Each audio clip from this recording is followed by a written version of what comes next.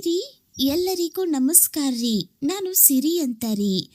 ಇವತ್ತ ಮತ್ತೊಂದು ಹೊಸ ಪ್ರೊಫೈಲ್ ತಗೊಂಡು ಬಂದೀನ್ರಿ. ಏಕದಮ್ ಮಸ್ತ್ ಅಂದ್ರೆ ಮಸ್ತ್ ಐತಿ. ನಿಮಗೂ ಕೂಡ ಇಷ್ಟ ಆಗೇ ಆಗುತ್ತೆ ಅಂತ ಅನ್ಕೊಂಡಿದ್ದೀನಿ. ಹಾಗಾಗಿ ವಿಡಿಯೋನ ಯಾರು ಮೇಲೆ ಕೆತ್ತಲಿಕ್ಕೆ ಹೋಗ್ಬೇಡ್ರಿ, ಕೊನೆ ತನಕ ನೋಡ್ರಿ. ಬರ್ರಿ ಇವ್ರ ಪರಿಚಯ ಮಾಡ್ಕೊಳ್ಳೋಣಂತ. ಇವ್ರ ಹೆಸರು ಬಂದು ಸುಧಾ ಅಂತ ಹೇಳಿತಾರ್ರಿ. ಇವ್ರ ವಯಸ್ಸು 35 ವರ್ಷ.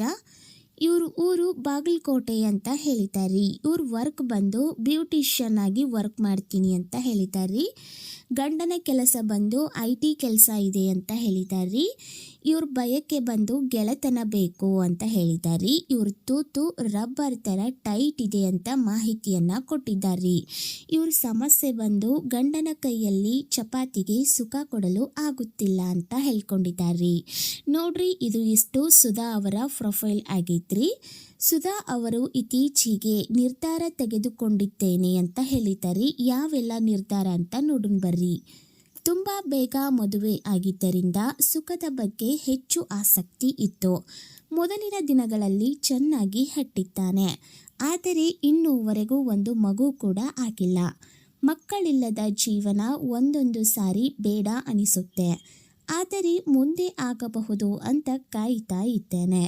ಗಂಡನ ಕೈಯಲ್ಲಿ ಆಗದಿದ್ದರೆ ಏನಂತೆ, ಬೇರೆ ಗಂಡಸರ ಜೊತೆಗೆ ಕೇಯಿಸಿಕೊಂಡು ಒಂದು ಮಗುವನ್ನು ಮಾಡಿಕೊಳ್ಳುವ ನಿರ್ಧಾರವನ್ನು ತೆಗೆದುಕೊಂಡಿದ್ದೇನೆ ಅಂತ ಸುಧಾ ಅವರು ಹೇಳಿದ್ದಾರೆ.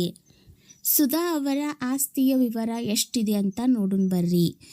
4 BHK ಮನೆ ಸ್ವಂತ ಮಾಡಿದ್ದೀವಿ ಅಂತ ಹೇಳಿದ್ದಾರೆ. ಗಂಡನಿಗೆ IT ಕೆಲಸ ಇದೆ ಅಂತ ಹೇಳಿದ್ದಾರೆ. ಅಪ್ಪ 70 ಲಕ್ಷ ವರದಕ್ಷಿಣೆ ಕೊಟ್ಟಿದ್ದಾರಂತ್ರಿ. 50 FD ಕೂಡ ಮಾಡಿದ್ದೀನಿ ಅಂತ ಹೇಳಿದ್ದಾರೆ. 3 ಸೈಟ್ ಇದಾವಂತ್ರಿ. ಒಳ್ಳೆ ಡಿಮ್ಯಾಂಡ್ ಬಂದಾಗ ಮಾರ್ಕೋತೀವಿ ಅಂತ ಹೇಳಿದ್ದಾರೆ.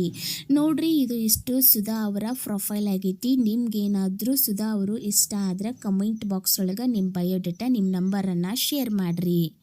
ಹಂಗೆ ಯಾರೆಲ್ಲ ವಿಡಿಯೋಗಳನ್ನು ನೋಡ್ತಾ ಇದ್ದೀರಾ, ದಯವಿಟ್ಟು ನಮ್ಮ ಚಾನಲನ್ನು ಸಬ್ಸ್ಕ್ರೈಬ್ ಮಾಡ್ಕೊಳ್ಳಿ. ಹಾಲು ಜೇನಿನಂತಿರುವ ಸಂಬಂಧ ಹಾಳಾಗುತ್ತಿರುವ ಲಕ್ಷಣಗಳು ಇವೆ ನೋಡ್ರಿ.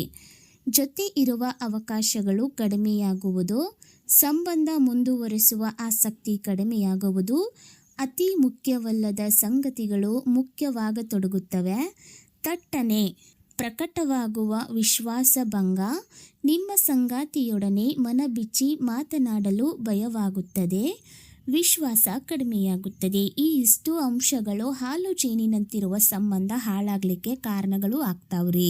ಮುಂದಿನ ವಿಡಿಯೋದಲ್ಲಿ ಸಿಗ್ತೀನಿ. ಅಲ್ಲಿವರೆಗೂ ಧನ್ಯವಾದಗಳು ರೀ.